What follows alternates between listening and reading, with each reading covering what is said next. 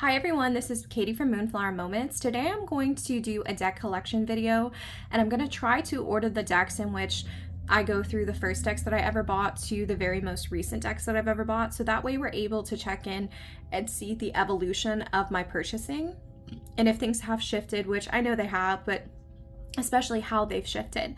So for each deck, I'm going to try to tell you what originally attracted me to the imagery, and I'm also going to try to share with you like how often I use this deck, and if I have anything special like in terms of practices that I use with this deck. So the first deck that I'm going to share naturally is Tara. There's an obvious reason this deck pops up so much on my YouTube channel. It closely associates tarot archetypes with plant metaphors, which is obviously a language that I speak. So I think that's why every time I go out into nature, I'm constantly searching for tarot archetypes, because the first deck that I ever purchased was a plant metaphor deck for say. So it's difficult for me to be out in nature and see these beautiful things without associating them with the tarot. I also find that this is the type of deck that I gravitate towards. While I don't use it a ton anymore, primarily because I'm trying to preserve it. You can see from like the edgings like being all yellow and kind of busted, it's definitely more distressed. I know when I need to come to this deck, and it's always when something powerful is happening around me or when I need powerful guidance. So Tara is still my number one love. If I could only have one deck, it would be the first deck that I ever bought. And, I wouldn't read it and weep. I would just be excited about it. So the next deck that I ever purchased is, of course, the RWS. So at the time that I was learning tarot through Tara, I was also reading Holistic Tarot by Annabelle Wynn. And I realized very quickly that the imagery that she describes was definitely not the imagery that I had in my deck. Being that Tara is a pip deck and this is like fully illustrated pips, I felt like I needed a deck that had fully illustrated pips in order to be able to understand the tarot imagery. So I only really use this deck when I'm studying tarot. So I read a couple different tarot books recently. I'm looking on my shelf for the name of it. Let me see. I think it's like No Questions Asked, Intuitive Tarot. I'll leave like the name in the description box below. And when I was studying that deck, I was pulling from RWS almost every single month. So even though I use it for like a study deck primarily, I do still do readings with this deck. I think that this deck is inherently powerful. I think that's why the imagery has stuck around for so long. And so, I'm a fan of this beautiful RWS. And it is the only RWS that I have. I have the Centennial version that is borderless, and so I feel like right off the bat that I purchased the one that was meant for me. So the next deck that I purchased was an Oracle deck. This deck shaped my life. This is Enchanted Blooms. So when I had first found tarot, I was really going through a very difficult time, and I needed a deck that was affirmation based to bring me up. And so I found that this deck was incredibly important to me because of all of the keywords that are on it. They primarily ask you to look at positive areas in your life. And that's what I needed at that moment. Everything was so dim and dark that I needed an Oracle deck that reminded me of the positive. I don't use this deck very often anymore. It's just not something that I gravitate towards, but I think it's because it shares a bag with another deck that I don't pull out very often.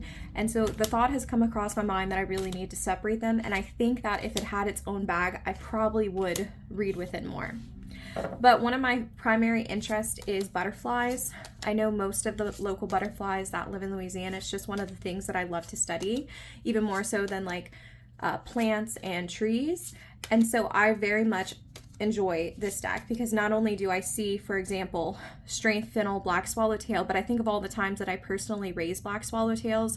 I think about the amount of times that I see them in my yard and the fennel that I've grown this year. And I mean, it adds to the reading in a substantial way. So the next deck that I got comes with a little bit of a caveat. So this is Literary Witches. So this is a counterfeit deck. At the time that I bought it, I did not realize that it was counterfeit. I had no idea because, like I said, this was only my 4th deck. And so I didn't recognize that, you know, when you're seeing a deck online for $13, that ultimately that deck is probably counterfeit. When I found out it was counterfeit, it really did turn me off of it. But I take the approach of, well, someone had printed these images. Even if it was printed illegally, this is paper. This was a resource that is used. And so I don't want to throw it away because I feel like that just contributes to just mass trash being thrown in the world. I also don't want to gift it to anyone because I don't believe in gifting counterfeit decks. And so it's kind of here to stay with me. I did write keywords on this from the book. And sometimes I regret writing those keywords, actually quite a lot, because I did enjoy, you know, just opening this up and having my own associations with praying mantis. I feel like because I've written these keywords next to it, these are the ones that I have to use. And sometimes, like fun and manipulation, I mean, they don't exactly go together. So sometimes I can get a little bit confused about, okay, which one is relevant to this reading. So I get in my head about this deck. I definitely don't use it often like I should, but I'll never get rid of it, specifically because I would never want to contribute to mass waste, and I'm definitely not going to give it to anyone. And I think the way I wrote some of the words, like I really did try to like tuck them into the artwork. So it is what it is. Lit Witches.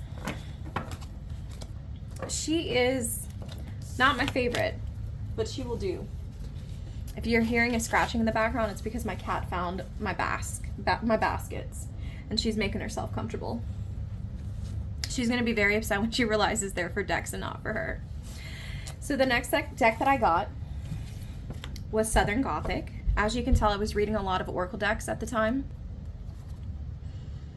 And I did go ahead and buy the Haunts package. So this is the deck with the add-on. So I bought this deck because I was living in Alabama, and a lot of this imagery was very similar to me and where I was living, but it also reminded me a lot of home. So some of it is more Appalachian than others. Some of it reminds me of Louisiana. I will say that I used to read with this deck all the time. I still think that the imagery is stunning. I think the imagery is like unlike anything other. And I feel like some of my most important readings that I did when I was first learning tarot occurred with this Oracle deck. I think the reason that I don't use it is because if you've seen many of my videos, I'm just not an Oracle deck gal. I bought a bunch of them when I was first learning in order to be able to explore tarot and to explore RWS. But now that I'm tarot proficient, I prefer to match tarot on tarot rather than tarot and Oracle. And so it's just, it doesn't get much use with me. So that was Southern Gothic. So after buying all of those decks, I decided that, you know what, it's time for me to buy another tarot. And so I purchased what I consider to be one of the most beginner-friendly decks of all time. This is Druidcraft. I wish Druidcraft had smaller cards. I don't mind the cardstock. It's super glossy, but I don't mind that. You know, it makes it easier to shuffle because I do hand-over-hand shuffle. I hardly ever riffle. But I have really small hands. And so the primary reason that I don't use this deck like I used to is because of just how chonky it is. It's a fat deck. If I was someone who modded their decks, I would definitely cut off the borders. I've actually considered going online and looking for a modded version because I don't trust myself enough to do it, but I definitely would buy someone else's. But you know, considering this was my third tarot deck, I feel like it's important for me to honor it and to use it. And I don't know really how I feel about duplicates. I do have a duplicate copy of Terra just in case it ever goes out of print. But for Druidcraft, which is a deck that I don't use very often, I don't know, I don't want to own 2 copies of it if I'm not using it all the time. When I do use this deck, I use it for like social situations. I like to read this deck with trying to figure out interpersonal matters. I find that's where it shines the best. I still find the artwork to be stunning, but it's not one that I reach for very often.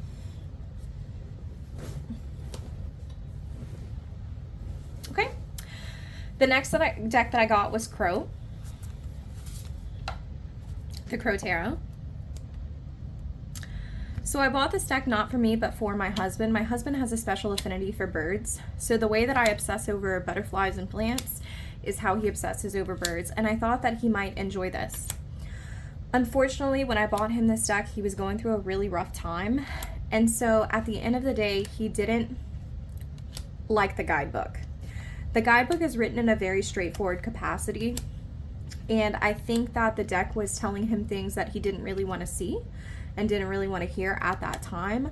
I bet if he read with it now, he would probably like it, but he does say that like the images are a little bit blurry for his taste. So I hardly ever use this deck for serious readings. I did use this for my pine tree month because I felt like it is a very airy deck, and I feel like pine trees are very airy trees. So I did successfully read with it then. I typically use these as altar cards. So what I do is if I'm trying to manifest like the sun's energy, I'll put it on my altar card and let it sit there until I feel like I've learned what the card is trying to teach me. But I do that more as like an archetypal placeholder. I don't sink into the imagery very much. But I will say that if you've struggled with reading this deck, the number one piece of advice that I can give you is to go ahead and look at the botanicals. So for example, King of Pentacles, we have this apple here. I think that's really cool because you can see the apple core, which oftentimes has the seeds, which are poisonous for ingesting. So I would pull on that kind of imagery when like reading this, because I would say something along the lines of like the King of Pentacles, you know, and all of his bounty, you know, a shadow side of him might be that he has too much and he could become too complacent with his luxury with these apples and then also the grapes. So when I sink into the botanicals, I find it easier to read, but like I said, I didn't really purchase it for me. I'm okay with just using it as placeholders. I have tried to give it entire weeks to where it's the only deck that I use, but it never really jived with me the way that I wanted. So the next deck that I'm about to show is one that I still use very frequently, and it is my Sweet Goddess. I'm such a fan of her all the time. So I used to use Goddess a lot predictively. I would do these massive weekly spreadings with her, even like monthly spreadings with her when I first got her. But now I really use her for just like a clean, nice RWS. I don't use her near as much as when I got her because my collection has grown, which definitely makes me feel sad. But when I need her, this deck stays on my mind until I do a reading with it. And then when I pull a card, it is just one of the most magical, mystical experiences of all time because she's such a clear reader that she always describes the situation that I'm in just perfectly. I went ahead and I bought the larger book that describes the goddesses, and I've been tiptoeing in and out of that when I happen to pull a goddess and I want more than just what's in the little white book. I'll read the larger book created by this creator. And I've been enjoying that because I really do like the artwork. And for whatever reason, this is one of my favorite Two of Pentacles of all time. Two of Pentacles, I think, is my favorite minor. I really just love it. I don't know why. I think I love the imagery and I get it a lot, which makes sense because, you know, I'm a teacher, so I'm always busy with school. So I really love this. So we'll stop with that one. Sometimes you love like a card and you're not really sure why, but I'll just let it stand. Goddess is beautiful. I would recommend her to anyone, newbie or intermediate. She's just beautiful and soothing and incredible. Okay, the next tarot deck I got. This one I could probably consider to be like one of my enemies to lovers. And I need to remember that because I think Tarot Magpie just did a video of the sort. So this is Green Witch. When I first got her, she was way too complicated for me. I couldn't make sense of her because, you know, at the time, like I had shown you before, all of my decks were primarily RWS. So most of the images I could make sense of. But then you would hit images like, let's see if we can get to it, like the Seven of Swords. And I would be so thoroughly confused. I also am still a little bit confused with the King of Chalices, which is the King of Cups, because I consider this to be my signifier card. And I really do struggle with him, like, I don't know, being like the only fat person that's represented and like just chowing down on this feast. But I guess it is like representative of like the diplomatic sense of being a King of Cups, of knowing how to be a diplomat in a room full of people. So I don't know. I mean, I may do with him. But even though I originally struggled with this deck, I will say that if someone is trying to learn the court cards, this is the deck that I would recommend to them. The court cards are very clearly demonstrative of the differences between the different ranks and the different suits. And I mean, I can't think of a better court card for the Queen of Wands. Like, she looks completely 1000% sure of herself. You know, she has this wand raised, ready to go on the go. It's beautiful. So we had a rocky relationship at the start, but I would say that Green Witch is probably still within my top 10. I use her all the time during the summer and especially during the fall because I love these beautiful vibrant colors. She's it for me. So as you can tell, when I first started reading, there was a big spin on nature. And so it makes sense that the next few decks that I got were companions to the Druidcraft Tarot. And these were the Druidcraft Plant and Animal Oracle. I got the animal one first. I got the plant one second. The animal one came with a tiny little guidebook. The plant one came with a massive one. And I almost wish that I had the tiny plant one as well, because I really want to take this deck outside. And when I have a tiny little guidebook like this one, you know, that's no big deal. I can totally take the deck outside. But the plant guidebook is in itself an entire book.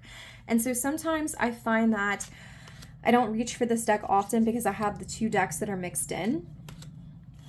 And it's kind of unwieldy for me to use it outside like I would want to.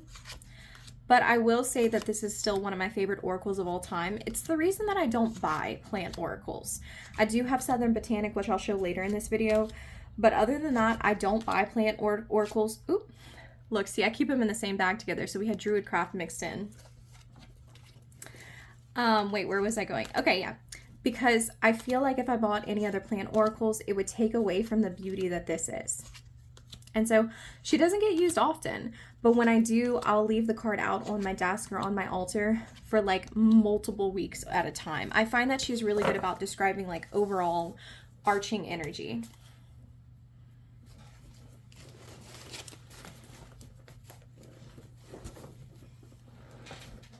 All right, next. This was another one that threw me for a massive loop. I first saw this deck on like Danny Mystic's channel, and I was like, you know what? I've got to get it. I think Danny was trying to rehome it in that video, and I instantly saw it, and like my heart broke because I was like, how could you like rehome a deck that's so beautiful? I love the Mystical Dreams Tarot. This is always and forever will be one of my top 10 decks. I have a strange experience when I read with it. It's almost as if the images move. I think that there's a lot of movement in the cards. I think it's easy for me to read intuitively, to bring a lot of narrative into the cards. And like cards like this, say for example for the Six of Wands, this really tests my understanding of tarot in a way that no other deck does. Like, you know, I think that you can still get the sense of like victory and also success if you want to like layer in RWS, because it would be incredibly difficult to get a snake to fit within a vial. So the way that I read these cards, sometimes it's intuitively to where like it abandons RWS entirely, and then other times I have these really wonky ways of seeing the RWS because like I said, I got it so early on in my journey that RWS was still layered into everything. So I don't know. I think it's beautiful. I think it's wonderful. I think it's excellent. If I could only have 5 decks, I think this would definitely make it into one of them, like into one of those spots. And I think I would be happy. So she doesn't get used a lot because I think that she's so powerful. I really reserve her for those special moments.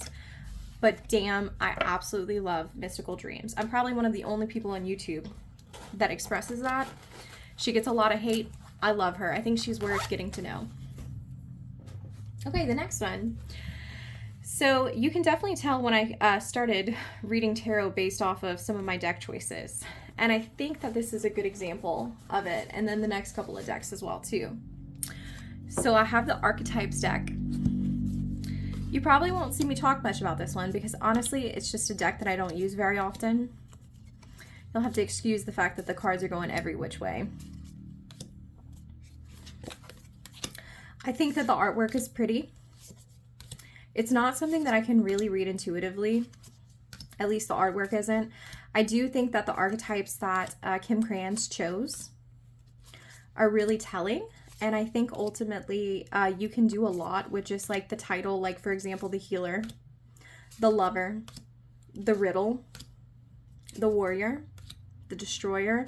I mean, a lot of these terms, I think, allow you to sink into these big ideas. And so for that reason, I think that it is successful as an archetype deck. But I hardly ever use this deck. I used to use it all the time. But like I said, I'm not much of an oracle person. And when I want an oracle, I want something that's a little bit easier to use. I know that they came out with a pocket edition, and I have thought about that. Especially because like cards like this, the Fault Line, I think this is one of the most beautiful cards that I own. I love this, and I love everything that this card represents. But ultimately, I refuse to buy a second copy of a deck that I rarely use as it is. I know that having it in a smaller version would probably help me to bond with the deck, but you know, my tarot budget just isn't big enough for me to rebuy decks that I'm already on the fence about anyway. I've thought about rehoming this one, but like I had mentioned before, I think every deck has its place, and I wouldn't want to be in a situation to where I really wanted it and I really needed to have it and nothing else could compare and know that I had given it away. So I'm okay with keeping it. And you know, I pulled from her last week. I don't think that the card itself really worked for me, and neither did the guidebook, but the guidebook mimicked this card from the Goddess Tarot, because it essentially talked about Tara, which was my goddess that I had pulled for like the weekly energy readings.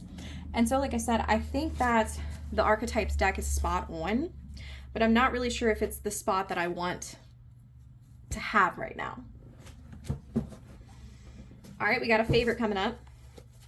A massive favorite. This would also probably be, it definitely would be in my top 10. I don't know if it would be in my top 5. That would be really hard to pick. And it's, of course, William Blake. I talk about it for a reason. It's so good. I think it throws people off because the suits are switched. So even though we have, like in the borders here, something that you would think like represents earth, this actually represents wands. And then the fire is actually water. And the water is actually pentacles. And then the swords are swords. So, you know, science is swords. So this is the only one that actually like makes sense. But once you understand that there's a pattern to things being switched up, you know, like I read this and even though it has fire around it, I know for a fact that it's cups just because I've read with this deck so much. Once you get over that massive hurdle, God, it is such a good reader. I sink into this artwork like nothing else. When I was first learning tarot, I think that this deck, along with like Mystical Dreams, I could have stopped buying decks from that point and been 1000% fine. Because these decks, I could work with them for years and years and years and still learn from them. There's so much to see. There's so much to learn. William Blake, there's a reason I talk about it so much. Forever one of my favorites. All right, a continuation on. So the next deck is Somnia. Ah, sweet Somnia. So I think Somnia and I have an interesting relationship. So ultimately, when it comes down to it, this is not a deck that I use often. I think out of 65 decks, this probably would rank in the 50s. I would never, ever, ever give it away. I think because of the way that it portrays tarot is something so wholly original that it is worth to have in my collection, even if I don't read with it, just to flip through it. So I love this image of the Empress, and especially because you have this woman who's perhaps like sewing a dress for her family members, maybe sewing curtains or things like that. But down here, you can see the reflection of the fire, which lets me know that like she herself, like her self-perception is like lit aflame because she's no longer living for herself. She's living for other people. You can see from like her hair covering her up that she doesn't have a strong sense of self-identity. And so I think that these cards can be read very intuitively, very quickly. I get a lot of intuitive hits from them, but quite frankly, the images are something that I just don't like to sit with because of the colors. I find the colors to be a little bit too neutral for me. I live in a climate that is hot, like all year round. And so these white borders, they throw me off significantly because I can't see myself using this deck in the middle of August. I just can't. I think that I'm not 1,000% a seasonal reader, but it does impact my deck choices.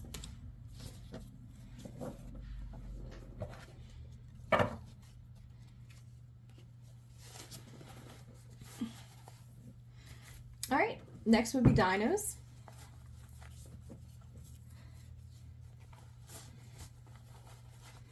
Let's see if I can get it. I keep the Oracle cards separate, so I was making sure I didn't mix them in.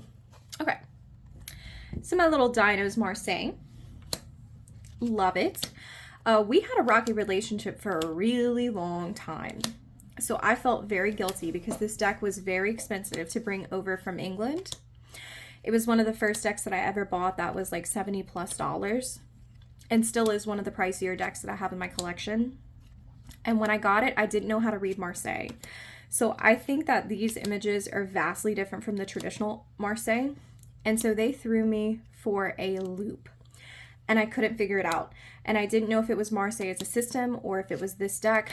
All I knew was I loved the artwork and I was willing to sit with it for a while because I knew one day I would come back to it. And there was this one time in like January that I realized, you know what deck I need to use this with? Surfin' and Peacock. And when I realized that I needed to read with it with a more like whimsical deck, I realized that it was where it needed to be. And that's in my collection. So it wants to be read with other tarot decks. It wants to be read in a whimsical capacity. And once I learned that, it's here to stay. And I mean, the artwork is so cute, like so cute. I think that was me expressing the fact that there are a lot of decks here. All right, next. This is going to be Illusory. I'll talk about this one pretty quickly because I'm sure you've seen it if you've seen any of my other videos. So I bought this deck the first week that I moved into my house. So it has an intrinsic connection with this place for me. I use this deck to read for my house. So anytime I feel like I need to do a check-in, like, hey, house, are you doing okay? And communicate with like the spirits of place, I use this one. I love the artwork. Oh my God, I love this artwork. I lusted after this deck for so long. And then when I got it in, it was like instantly I knew how to read with it. It's a deck that doesn't get a lot of love, I think because it has keywords, and the keywords aren't exactly 100% RWS. But like I said, King of Cups is one of my signifiers. Seeing this, gorgeous. Gorgeous, gorgeous, gorgeous. I love it. I wouldn't even know how to describe the style. I mean, do we call this like circus? I don't know.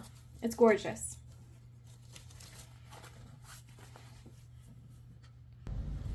All right, next on the list is another favorite, which is Story Through Stones. I've showed this one on my YouTube channel a lot. This is a deck that is a photography deck of stones. I really love it because there's no keywords, there's no guidebook. It really is completely 1000% all intuition. I love the colors. I'm a massive fan of like Tiger's Eye and Jasper. So these colors mixed together just make me very happy. It goes with a lot of decks that I own. So this is one that I would definitely recommend to people that are beginners, people that are intermediate, any level, even advanced, because I think anyone can look at this imagery and be able to get a clear reading out of it. All right, another one is one that I thoroughly enjoy. This is called the Little Wizard's Tarot. So it clearly depicts Harry Potter. I am a massive Harry Potter fan. It's what got me into reading. My brother and I have Deathly Hallows tattoos that we got together for sister and brother tattoos. And so this imagery is incredibly evocative to me. I love it. While I don't agree with some of the choices that were made, I think that any deck that has Harry Potter in it, that blends tarot and Harry Potter, is going to be my jam. I think this version is out of print. The creator did go ahead and make another version, which is like a mini version. And I've thought about purchasing that one because the cardstock on this one is super rose petally. But like I said before, I don't really re-buy decks. So I'm good with what I have, and I really like it. This is one of my daily draw decks. So that was the Little Wizards Tarot. All right, next is going to be Heavenly Bodies Astrology Oracle. I will confess that I almost never use this deck. I bought it as a study deck because I wanted the guidebook, because at that time I didn't know anything about astrology. And I do believe that it's taught me a substantial amount. And so I'm good with that. This is not a deck that I need to read with because it served its purpose. I recently moved it to my purse so that way I can pull readings in the morning while drinking coffee at work. And I think that it reads really well with White Sage. And so I've been using it, but like I had said, I think in all the time that I've had this, I've only read with it like 12 times. And I'm okay with that because the guidebook is really where most of the juice is. And so I do consider it to be more of a study deck.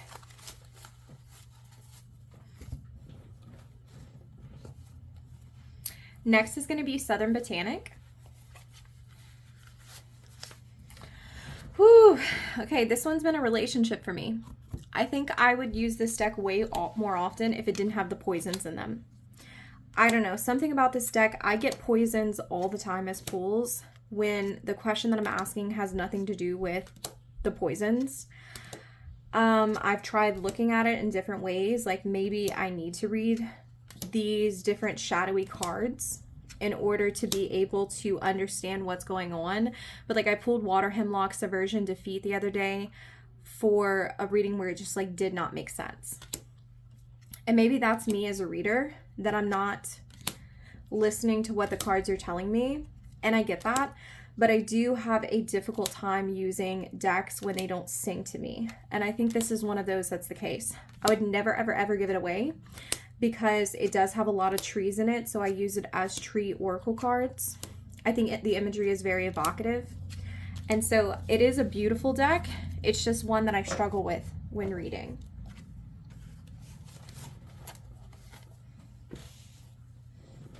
Next is going to be the Bug Tarot.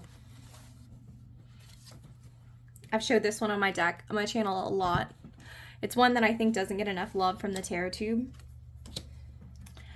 So this is a deck mostly of insects, and then the minors are pip style, but I actually get a lot out of the minors. It took me a while to understand them because originally I thought that they were just like lazy pips.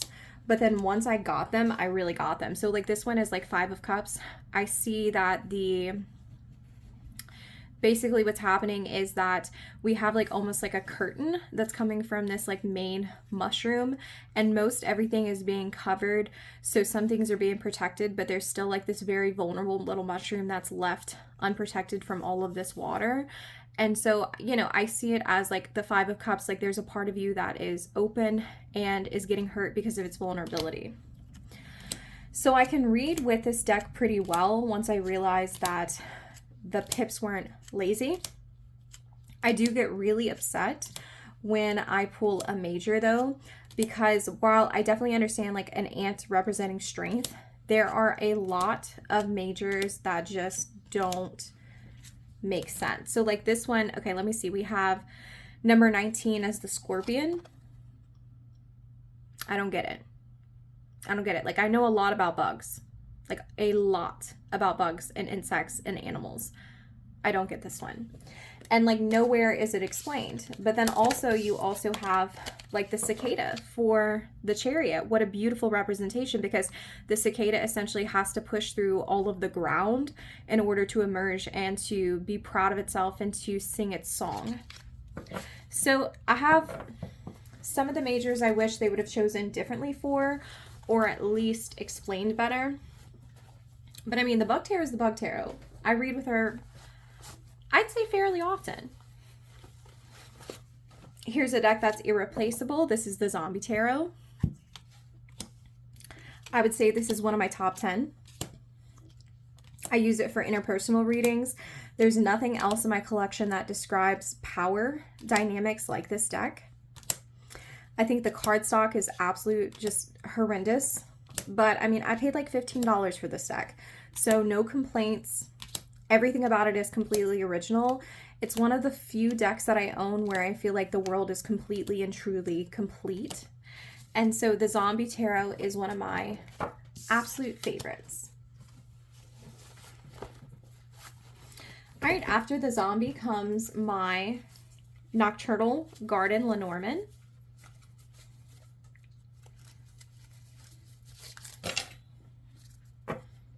So,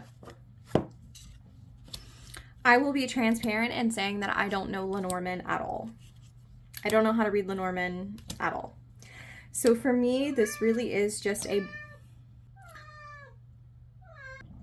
for me, this is really just like a really pretty pictures. I love the aesthetic. I think the artwork is gorgeous. Since this is the only Lenormand that I have, I know I'll eventually circle around to it. But from my understanding, Lenormand...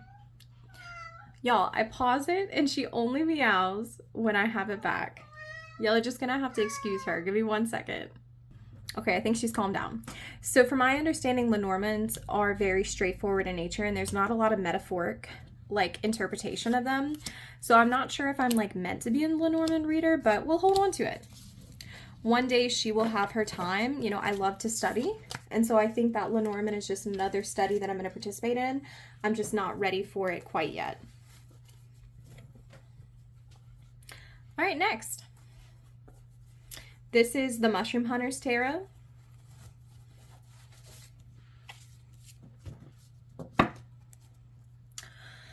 I like this deck. For me, I thought that this deck was going to be what Terra is for me, because Terra is all like plant metaphors and this is all like mushroom metaphors. I like the guidebook a lot. Like, I think it's really well written and I think the creator clearly knows a lot about both tarot and also mushrooms. I use this deck when I want to have an RWS that isn't an RWS, basically.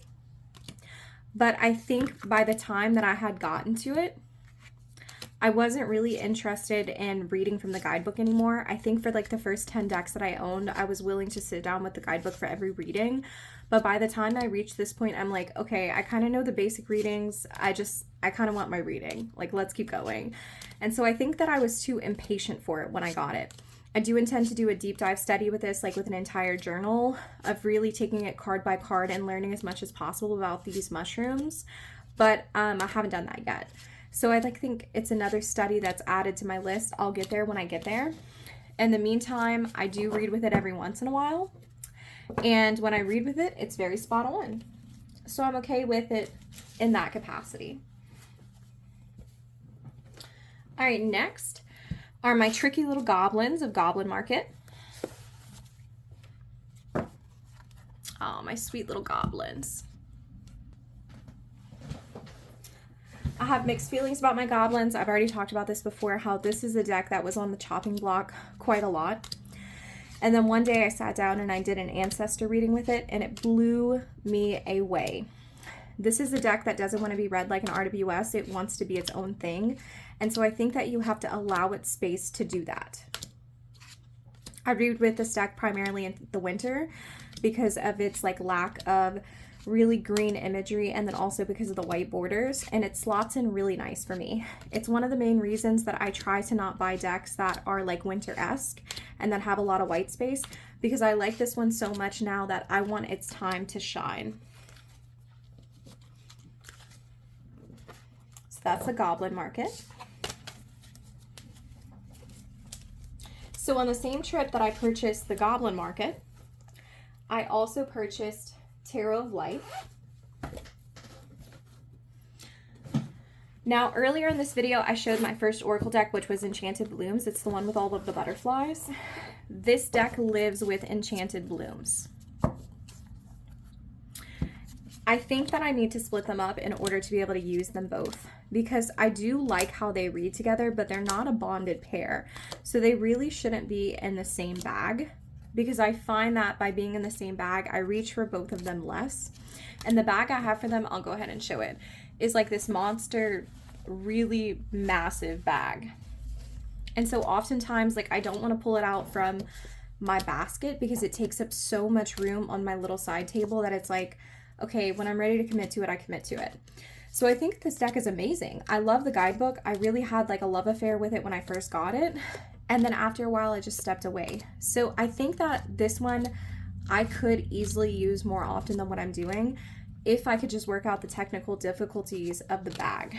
So that's on my to-do list for sure, is to work through that, because it's a deck that deserves more attention and more time. And that's part of the reason for this collection series, is to see what is missing the love and attention and to offer it to it.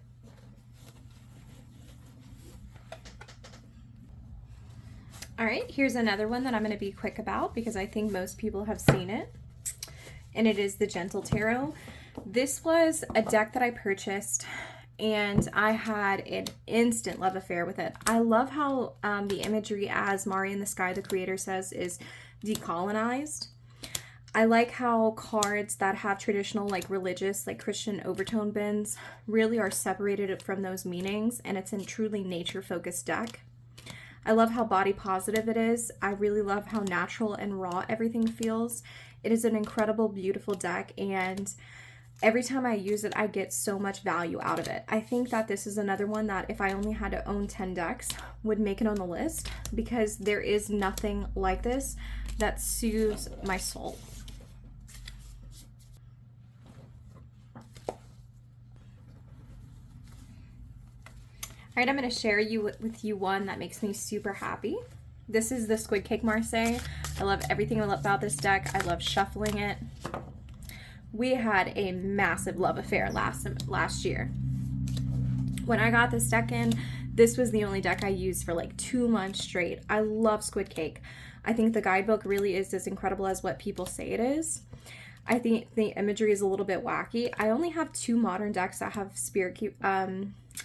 Fifth Spirit Tarot, and I also have the Squid Cake Marseille. So it's not like a genre of decks that I oftentimes play with, but I see them as like zombies. I see them as like weird little Nickelodeon creatures. I don't know. They bring in a lot of joy to my heart in a childhood capacity, but yet the images are so clear for me. I think that this is a really great reader for everyone. So I would absolutely recommend Squid Cake. I'm hoping to use it more this summer. I bought it in June last year, so I think that's going to be its month to shine. And the next one's going to be another love affair deck that I had. So this is the Klimt Tarot. This is one I don't see a lot on YouTube, other than like Marlena Teresa's channel. She was the one that really showed me this the first time I had seen it. I think it's really wonderful, and it's something that appeals to me a lot because of the gold foiling.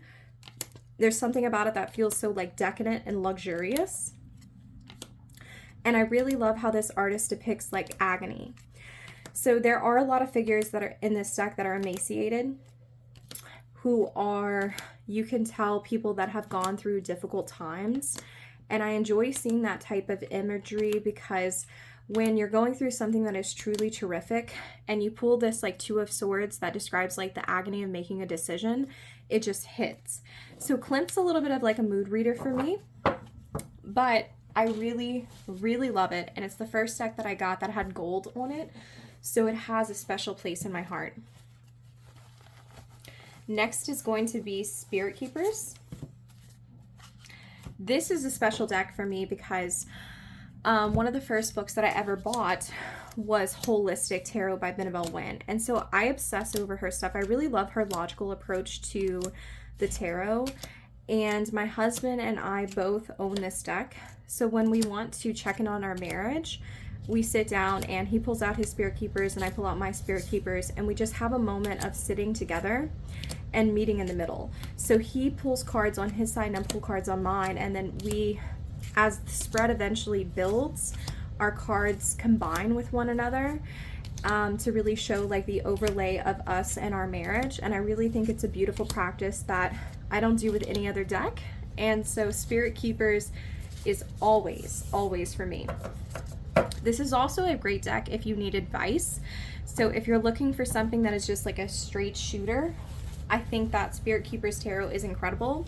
A lot of people talk about how like the imagery is too complicated, and I can see that because it is like deeply esoteric in nature, but you don't have to read all of those layers. You can read it as an RWS and still have a clear, cohesive reading. Okay, here is the Forest of Enchantment. This is one of the decks that I feel was a bit of a decadent purchase for me, is what I would say. I have a lot of green decks and I have a lot of storytelling decks, which is I'm sure something that you've seen before. And so did I need Forest of Enchantment? Absolutely not. Did I want Forest of Enchantment? Absolutely yes. And so I bought it. When I keep it in my tarot room, I don't read with it often because it competes with a lot of things that I have. However, I put this tarot in my purse and I brought it to school, and I'm an English teacher. So sometimes I like to do readings in the morning in my classroom before the students arrive. And when you pull images that are just like really beautiful, like fantasy-esque, fairy tale-esque in nature in an English classroom, like there is something really beautiful about pulling this in my English classroom. There really just is, because I think that like stories like this and folk tales like this made me interested in reading to begin with, and so it's almost as if it comes full circle. So huge fan of Forest of Enchantment. I wish I would have gotten this deck like way earlier on in my journey, because I think it would have profoundly shaped me as a reader if I didn't have other decks that were like cluttering up the space. I say that as if it's a negative thing, but I think everyone who has like a collection of probably like, I mean, whatever number you think, but like for me, I think it was when I hit like 30 that I was like, whoa, I have to slow down because it's getting hard for me to use all these things. Next is the Queen of the Moon Oracle. I did a video called My Nostalgic Muse, in which I described the first time that I came across this deck, and it was with my husband on vacation. I do not use her like at all. Nope, just don't use her. And I'm okay with that. I love, love, love, love, love the artwork. I think the artwork is incredible. And because of the way that I bought this deck and the circumstances in which I bought it, she's going nowhere. She'll forever have that special place in my heart.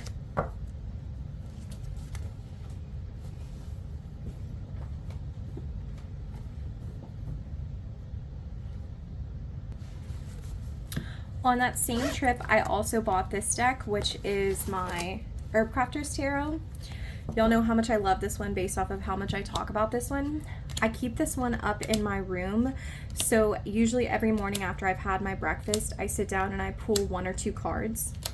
Every once in a while, I'll use her for larger spreads, but I really like to work with a guidebook on this one, and since it's so fat and it's so meaty, I like to take my time with it. And so 1 card is really all I need for me to feel like I've gotten a full and complete message from her. And I think that this deck is completely 1000% underrated. I think every tarot reader should have it if they're interested into plants or herbalism in any capacity. It is a beautiful, beautiful deck for me, and I'm so thankful for the fact that I allowed myself to buy it, because for a while I didn't want to. I thought it would compete with Tarot Botanical, and no, it just fills a completely different space. Next I have Insect Obscura, which is by the same creator as, here's her name right here, Faina Laura, the same creator as the person who did the Nocturnal Garden, Lenormand. If you don't know already, I really love the natural world, and insects are a part of that. And so I primarily bought this because it's like, I love to study insects and I love the tarot. Let's go ahead and see what there is to see. I use this deck for a specific reading called the Garden Metaphor reading, where I sit down and I use probably about 6 or 7 different decks, and they all have different roles in the forest or in the ecosystem or the garden. And essentially, like, I use this as like the position in the spread where like what is something that I overlook that I need to see. And so I do bring in like kind of like the buggos and like their role in the ecosystem when I read with them in spreads, but I have never read with this deck by itself. And I keep saying that I'm going to do like a 12 card reading with it, and I'm just going to give it a shot and see what comes out. But I feel like after over a year of owning it, if I keep telling that to myself and I haven't done it yet, I probably won't. But listen, Insecta Obscura, never going to get rid of it. It's bugs, it's tarot. I mean, what's not to love? Next, I have the big old Thoth. I studied Thoth for exactly like 1 month. I thought to myself, hey, this is really cool. I'm happy to know it. But I really studied it because like Mystical Dreams, which is one of my favorite decks, has a Thoth bend to it. So it was more like I wanted this deck in order to be able to understand that one more. Same with Illusory, it has a bit of a Thoth bend to it. I will say that I read with this deck a few times, but I primarily use it as a study deck. It's not one that gets much use, but I'm okay with that. You know, it's an OG, so it can stay.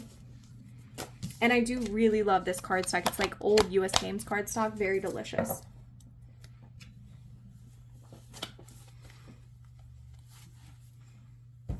All right, on to the next one.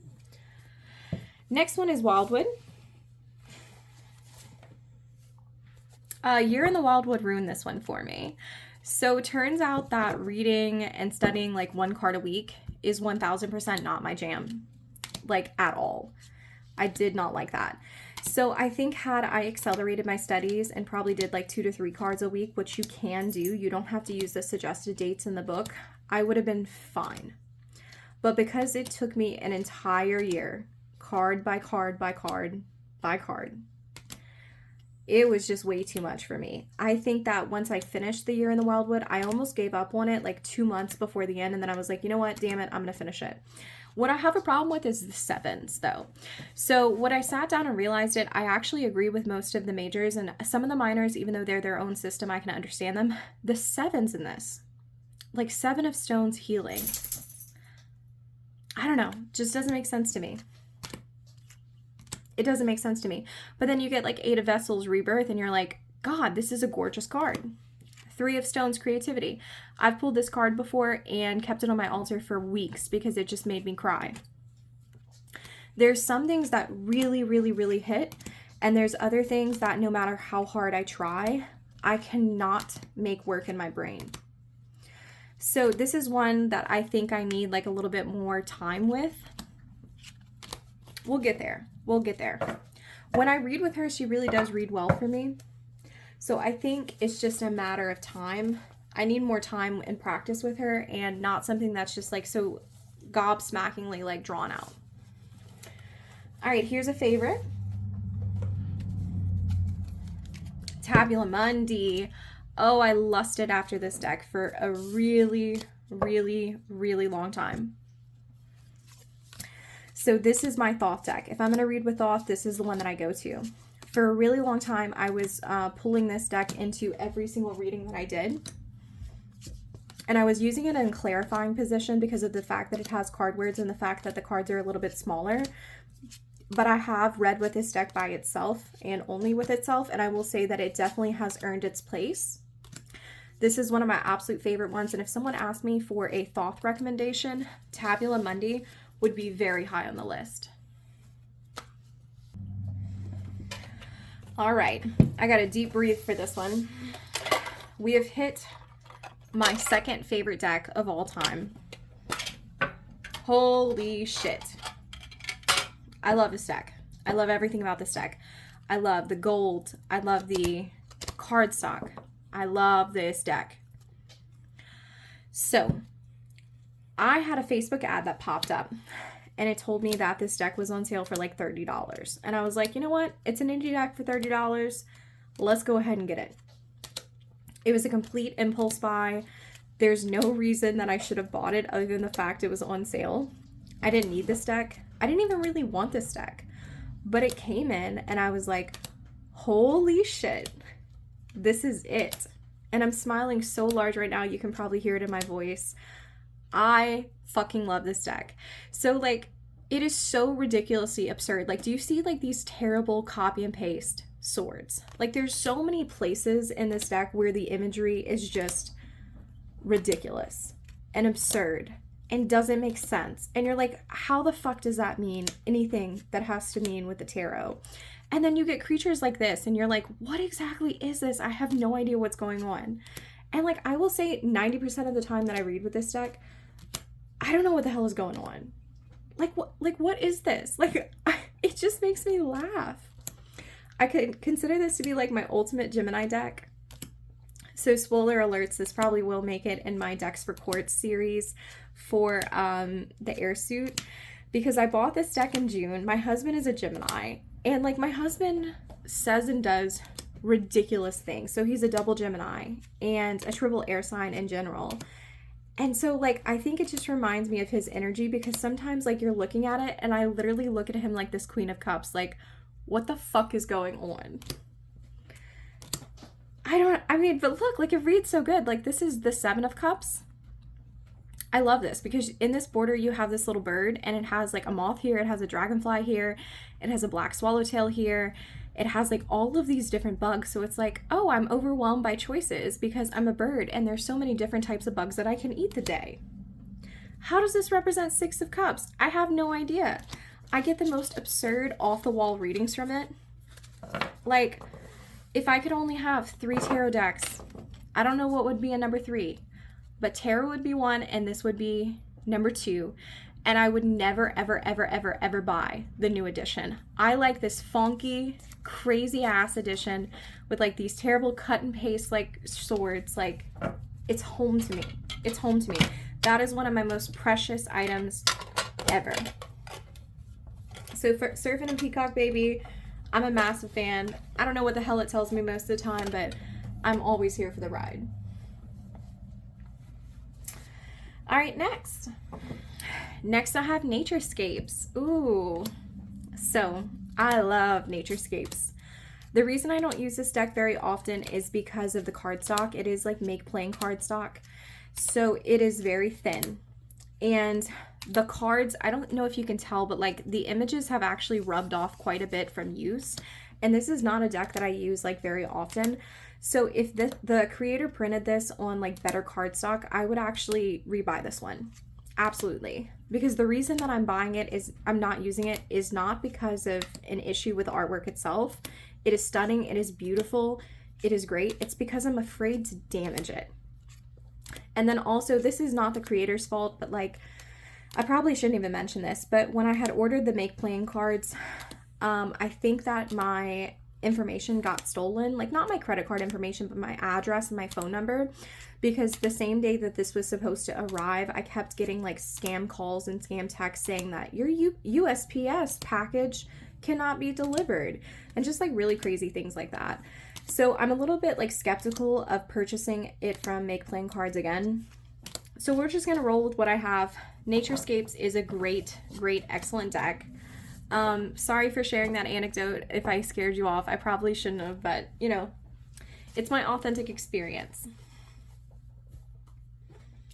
All right, so we roll into a Tarot Tube Made Me Do It deck. And that would be Tarot of Vampires. So I studied this deck in the month of October, and I enjoyed it. I studied all of the minors. I did step by step, and I did like a little workbook with it that I created. And so what I really like about this deck is the guidebook. People talk about it all the time. I know that this deck is going out of print. If you want it, I definitely say jump on it.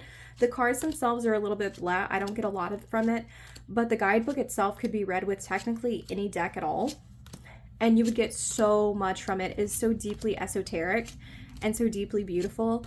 I think that if out of all of the decks in my collection, this one probably taught me the most about like the Tree of Life. And so Tarot of Vampires, people talk about the guidebook for a reason. I think it's worth purchasing. I've even thought about buying a second copy, but you know, I feel like that's the theme of the day that I try not to. All right, Animal Botanical. This was my only Kickstarter that I backed last year. I followed this deck from the creation of it on Instagram, and I am wildly, wildly, wildly passionate about the cards. I think that the images are beautiful. I used to like want to be a photographer for like National Geographic when I was growing up, and so I think that these card images really work for me. And like sometimes I get like really surprising like intuitive hits, like Wheel of Fortune. Here we have a caterpillar that's in chrysalis, we have a butterfly. Like there's the concept of like how no matter what change is going to happen, like your body is going to change even if you don't consent to it. And I think that's really beautiful for Wheel of Fortune. But then sometimes you get cards and you're like, I don't know how this relates. And then you go to the guidebook, and I'm sorry, I've seen a lot of people on Tarot 2 talk about how good the guidebook is. I don't get it. Like, I don't get it. I did do a flip through of this. It was a silent one.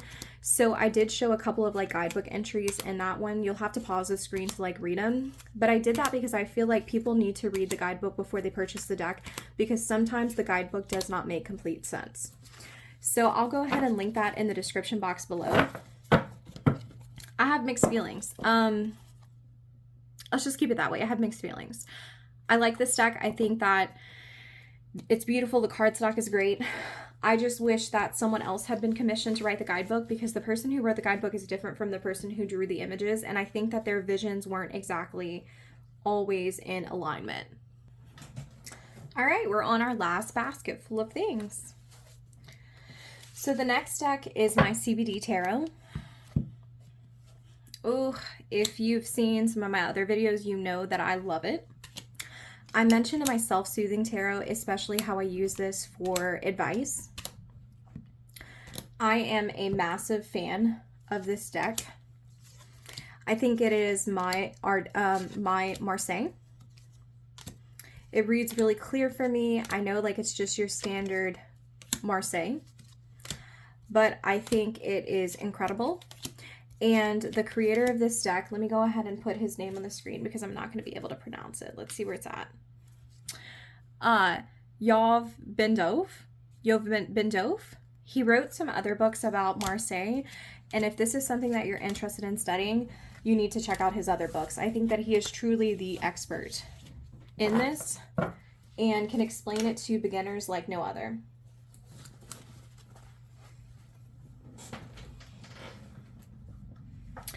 Next is going to be my Czar Tarot. I talked about this deck in my Nostalgic Nice to Meet Yous, which I'll have linked below. I like this deck a lot. I have a really good relationship with this deck. It's a very intuitive read to me. It's not my taste all times of the year. I tend to reach for this like more around like Christmas and Thanksgiving, but we are great friends. I think the imagery is absolutely batshit crazy, and I can see how it's not everyone's like cup of tea, but I am a massive fan of this one. And I think that one helps me to test my intuitive mind more than any other. So I'm really excited about that. If you want to hear more about that, I talk about it in my Nostalgic Meet Yous. All right, next, we are just trekking along here at this end. I have the Barbara Walker. I've talked about Barbara Walker a lot on my channel. I like her a lot. I didn't read with her for probably about 6 months after I bought her. And then there was one moment that I was like, you know what? I think this is what I need. She reads really well with William Blake, which is a deck that I showed earlier in this video. So I tend to match her with other ones. I don't really read her by herself, but I appreciate her power. I appreciate her attitude. She is not one to play around with. She is very shadowy. So if you don't want to look at more difficult parts of yourself, I would say Barbara Walker is not for you. All right, next we have the Prophet Oracle. I talked about this one in one of my reading table resets. I'll go ahead and leave that below in the description. I use this deck primarily for healing. I think that it has a really amazing capacity to heal people, just because the words on the card are mostly phrases from, I don't know his name. Let me look at the guidebook.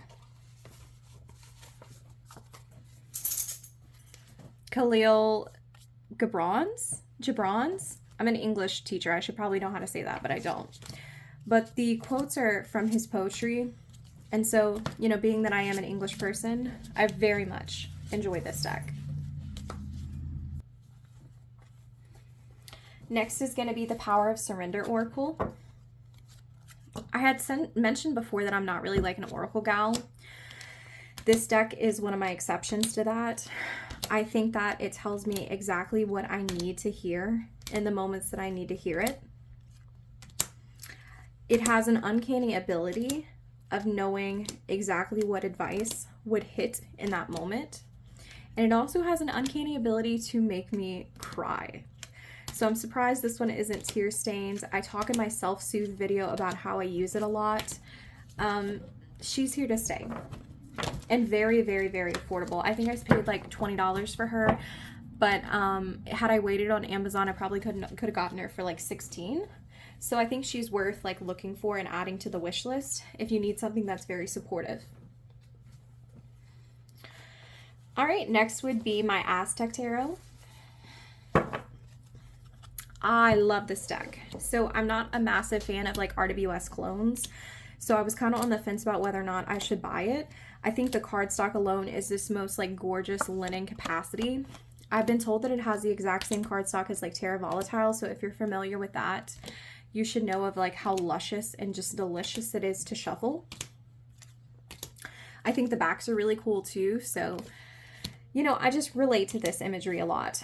Sometimes I want an RWS that just feels very masculine in energy. And I think that this deck gives me that. It's a beautiful deck. Very clear reader. And this is one I can never see myself giving away. All right, here's one that I got for a steal. This is the Shakespeare Oracle.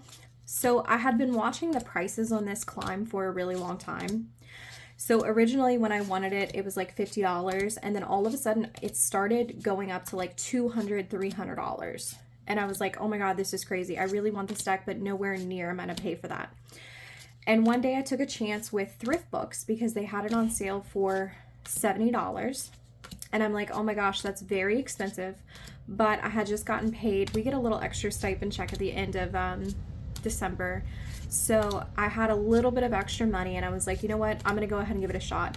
And when I paid that $70, there was no description on Thrift Books. So I was actually not even sure what I was buying and like if I was going to have a full deck. It came in and it was very, very, very, very lightly used. So Shakespeare Oracle is definitely one I never expected to get. And I'm so thankful that I took a shot on it because it really could have backfired on me. All right, next I have the Runic Goddessy Oracle. I'm still learning runes. It's not something that I'm super familiar with.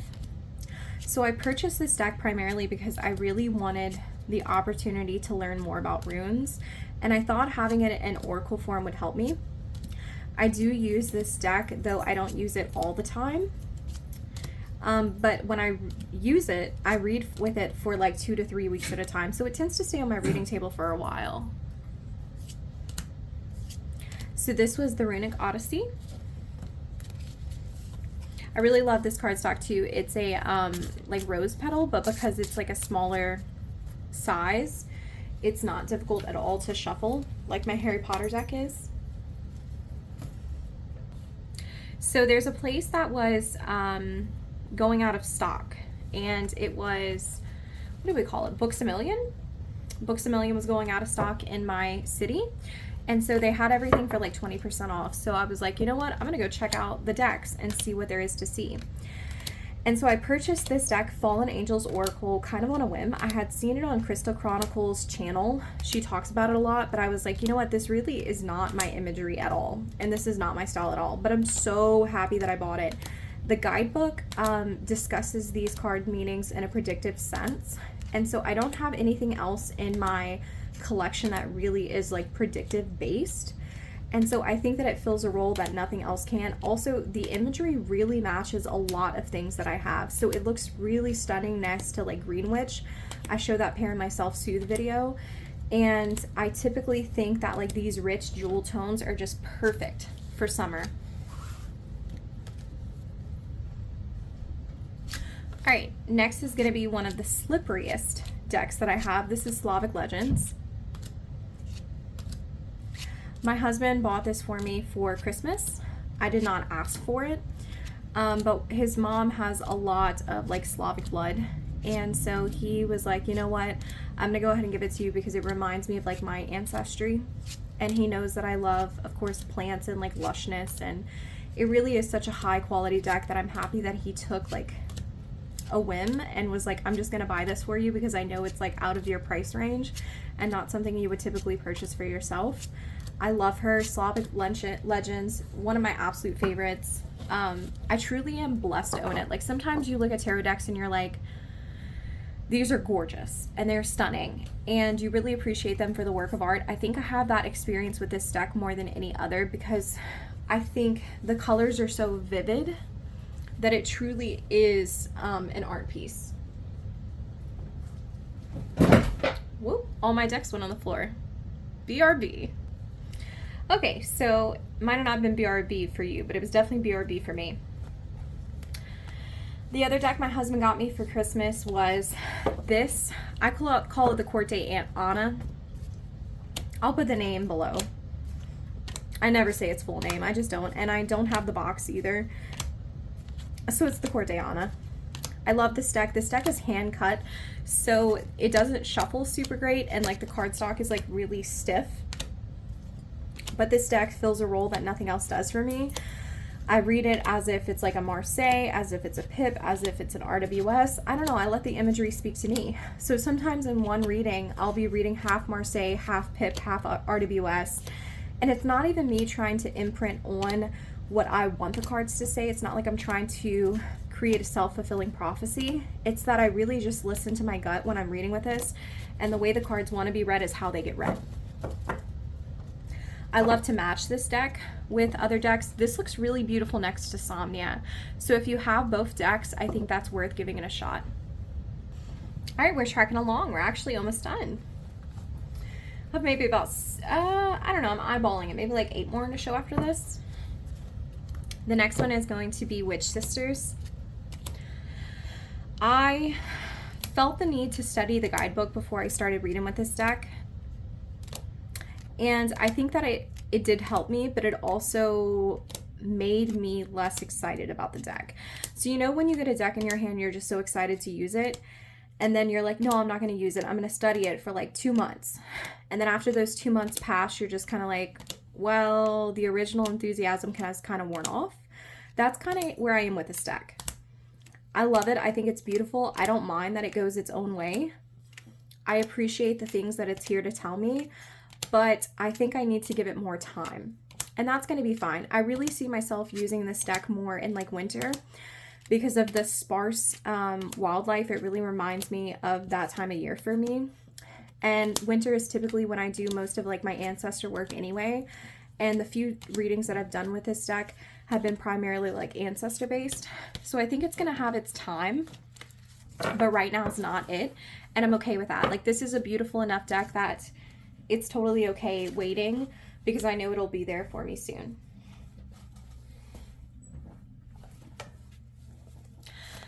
Okay, I'm going to show this one quickly and carefully because I don't want to get censored for this one. So this is Femme Erratiques. So these are old vintage postcards of women. And someone collected these vintage postcards and put them together to form a tarot system. So as you can hear probably from like the shuffling in the background, there's not many cards that are not like full-blown nudity. So if you want to see like a full-blown walkthrough of this, I do have a full-blown walkthrough. I really had to fight YouTube on it because they kept telling me it was pornography, but I did get it accepted finally. And so if you want to see more of these images, head over there. I don't want to walk through the censorship process into videos. But this is La Femme Erratiques. She is beautiful. She is gorgeous. I had to do a walkthrough on her because honestly, there wasn't a lot of content about her on YouTube. And I get it. Like, we don't want to get censored, but she deserved her own video. All right, next is going to be Tarot of the Moon Garden. I wanted this deck for a very long time, and I kept putting myself off and putting myself off because I just couldn't see how I would use it. And then when I got it, it was like full blown, here we go. I used this deck to help me plan for my garden. So I used it a lot in January, which was the month that I got it, and a lot of February, because of this being like a moon garden, it is like a night sky. So it reminds me of a world at night when you're dreaming and you're planning, and you know, you think to yourself, wow, my garden really could be this lush. And so I use this deck when I'm making plans that I hope will become like very fruitful, and that's where it's slotted in for me. I really love this deck. I'm gonna try to use it in other ways too, but I mean, what it does really well. So, you know, sometimes you just don't want to break a good system. All right, next is going to be the Earth Wisdom Oracle. This looks absolutely stunning next to Green Witch, which is, of course, one of my favorite tarot decks and one of the reasons that I bought it. I think that even though there aren't a lot of cards, the keywords are really potent. Like practical intuition, beautiful. Relief, beautiful. Divine love, beautiful. Heal thyself. I got this card one time and I instantly started crying because it was so like spot on. Big picture. It has terms that like other Oracle decks don't have. And so I do enjoy like Earth Wisdom. It hits the spot for me. All right, next is going to be my Golden Tarot of the Renaissance, which I actually did purchase at a Renaissance festival. So I talk about this deck a lot in my Nostalgic Meet You decks. If you're interested in hearing about how I got this deck, I would definitely head over there because I recount the whole story. But long story short, I purchased the Golden Tarot of the Renaissance at a Renaissance festival. It was perfect. It was amazing. It was the perfect time to get it. Have I read with this deck? Maybe like 4 times. I'm okay with it, yo. I really am. I mean, we have gold foiling. We have like medieval imagery, which is clearly one of my jams.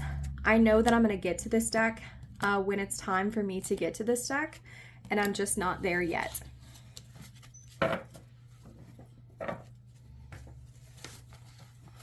All right. Next is one of my favorites. I would probably put this one in like my top 20.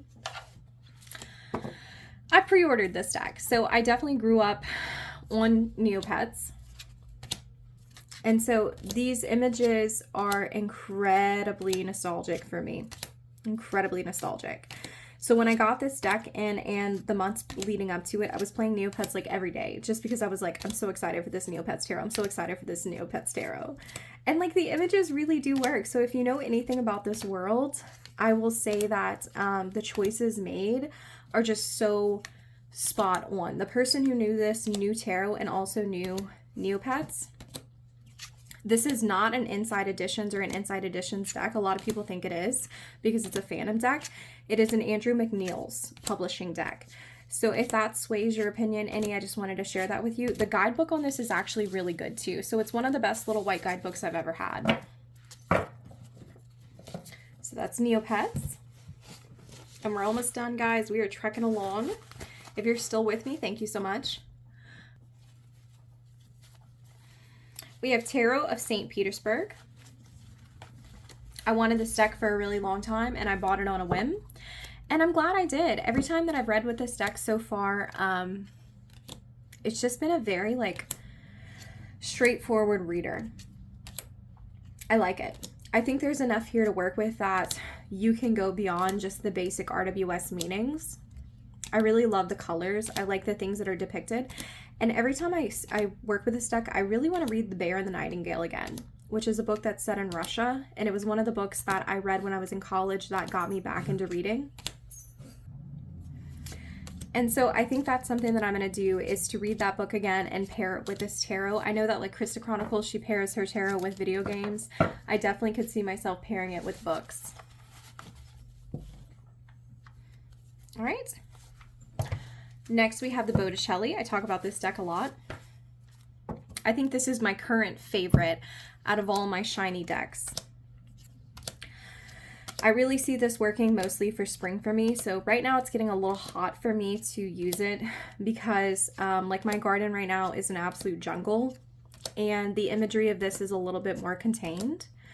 But that being said, sometimes when summer comes into full blown, I prefer stuff that is more pared back, just because it gets so hot. You need a break from all of that intense, like Empress gardeny imagery, and need something that's a little bit more structured and disciplined, such as this. So Botticelli, when I saw this on YouTube, I knew that I had to purchase it. And I think I held out for exactly like 2 months. And then I was like, you know what? Let's go to my local metaphysical store. If they have it, I'm buying it. And that was all she wrote. Okay, next. This is like weird. I actually keep this one in a bag, but I also keep it in a box. This is the only deck that I own that I keep in a box. So these are little affirmation cards, or inspiration cards, I guess they're called. It is the Secret Garden Inspiration by Rockpool. This is the only one I own of this type, but it is perfect for work. So I had mentioned before that I take the Enchanted Forest to work, and sometimes I'll pull like an oracle card to go with it, and this is the one that I pull. And I think it's really beautiful because the messages are short and sweet, and teaching is a hard job. Like, I'm here to tell you that teaching is actually a really hard job, and you expend a lot of emotional energy. And so I like these nice little images. This one was a great one because I was really on the edge of burnout when I pulled this wallflower. Look for the crack in the concrete to find your way out. And it really reminded me to take a step back and look for the ways to make my job more efficient, and also the ways to where the light was coming in through the tunnel. And so it's a great deck. If you have a job that's more stressful in nature, and you have about 5 minutes that you can pull a card before work every day, I think that this is a great solution. And we're on, I think, to the last 3. So these are the ones that I purchased right around the time that I started my YouTube channel. So here is White Sage. In my first tarot video, Tarot Community Build, I talk about how I had just received this and I was excited to read with it. And I think that was probably the most excited I got. I think that the pips make a lot of sense for me, and this is something that I will be able to read with. But I haven't done a lot of readings with it yet. I am currently bringing it to school with me, so I switched out Forest of Enchantment and the Secret Garden Inspiration for this one, and the Heavenly Bodies Oracle, because I like that the imagery is clean. Obviously, I work in a school setting, so I'm not keeping these cards out on my desk, but I am using them like in a school setting. So I want to make sure that the decks I use are appropriate. And the readings I've done at work have really matched and been very predictive in nature. So that might be how I have to use it. It's a great little deck, and I'm just so thrilled to have another tin that I can just throw in my bag wherever I go in case I want to do a quick reading. It's nice to have that flexibility. So it actually ends up going like on a lot of little trips with me. Like I said, some to school, some to not. I don't know. It's a very well-traveled deck. All right, next is another favorite of mine, which would be Chromata Emblemata. I did a couple of different videos on this deck. We are fond of each other. We understand each other. We get along. This was one of my most anticipated decks of 2024, and I'm happy to say that it is living up to the hype. So I have the Oracle cards mixed in with these tarot cards. So if you see things that are not typical in tarot nature, know that's what the situation is. I have a walkthrough of this deck on my channel. I also paired this with other tarot decks. So if you're interested to see what it looks good next to, I'm going to go ahead and say spoiler alert. One of my favorites is Serpent and Peacock, but you know, I had already said earlier in this video that's my second favorite deck, so I think it makes sense that I like to match it with that. Oh, I've talked about this before, but this Five of Cups, this is everything a Five of Cups should be. It's great. And honestly, such a beautiful tactile experience. Like the shuffle, I'm sure you can hear it. I'm overhanding it. So smooth. All right, and then my last one is really my exception to the rule. So I'm sure you've seen by now, the only modern deck that I have other than this one is Squid Cake. This is my Fifth Spirit Tarot. We have been getting along so well, guys. So I did a tarot reading for someone professionally a few times, like a few weeks ago. And I remember when I sat down to it, I really wanted to have a deck that reflected more of the modern world because I felt like that's imagery that this person would relate well to, but I didn't have anything. And so I used my Amazon reward points and I purchased this deck just to give it a shot. I mean, it was basically free, right? Because it came from Amazon reward points. Haha, that's what I tell myself. And I'm so glad that I did because I think that this opened up a new ball game of decks for me. Nothing else I own is like this. And I'm happy to see that just because a deck is modern doesn't necessarily mean that it is a sellout deck. I think previously I thought that. And like this moon card having cypress trees. Wow. I did a reading the other day. This popped up and it really told me because cypress trees have such deep roots, what I had talked about in one of my videos previously, that the things that needed unveiling were really deeply rooted inside of me. I get this image. 1000%. This is the best moon image of all time. So Fifth Spirit, we are great friends. She has not left my reading table since I purchased her. Actually, I have like a little reading table and then next to it I have a side table. She's been on my main reading table all month, and like no other deck has ever called that honor except for Tarot Botanical, so needless to say, we're getting along great. Wow, guys, if you made it to the end of this, can you believe I just did that in one sitting? I know you're watching it in one sitting, but hopefully you were watching it in like 2 times the speed because I am exhausted making this, so I appreciate your stamina and making it all the way through.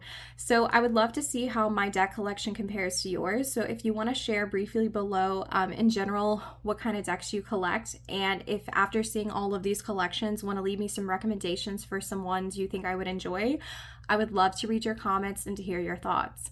Thank y'all so much. I hope y'all have a great day or night wherever it is where you are. I hope it is great. Thank you.